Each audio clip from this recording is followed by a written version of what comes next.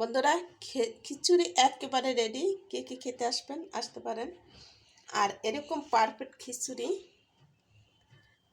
শীতের সময় এরকম খেতে খুব ভালো লাগে। আর পাতলা একটা খিচুড়ি আছে, ওইটা বেশি আর বেশি পাতলা, ওটা আমি সহজে করতে চাই না, কিন্তু আমার কাছে ওটা ভালো লাগে না, তার জন্য তাই আমি খিচুড়িটা এইভাবে করে করছি আর কি।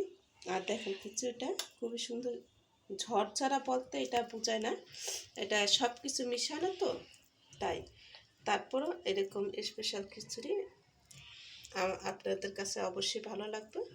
আর যদি ভালো লাগে তা লাইক শেয়ার কমেন্ট অবশ্যই করবেন, পাশে বেল বাটনটা ক্লিক করবেন নতুন নতুন রেসিপি পাওয়ার জন্য। এখন অবশ্যই রেসিপি পাবেন, কিছু কিছু রেসিপি।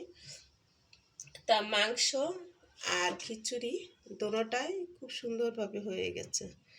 আর সাথে ভর্তা ছিল, ভর্তাটা আপনাদেরকে এখন করে দেখাতে পারবো আর কি, অনেক দেরি হবে, তার জন্য ভর্তাটা আজকে দেখালাম না বন্ধুরা। অন্য সময় আর একবার খিচুড়ি পাকালে তখন ভর্তা কয়েক পদের আপনাদেরকে দেখাবো। তাহলে আজকের মতন বিদায় নিচ্ছি বন্ধুরা, আল্লাহ হাফেজ।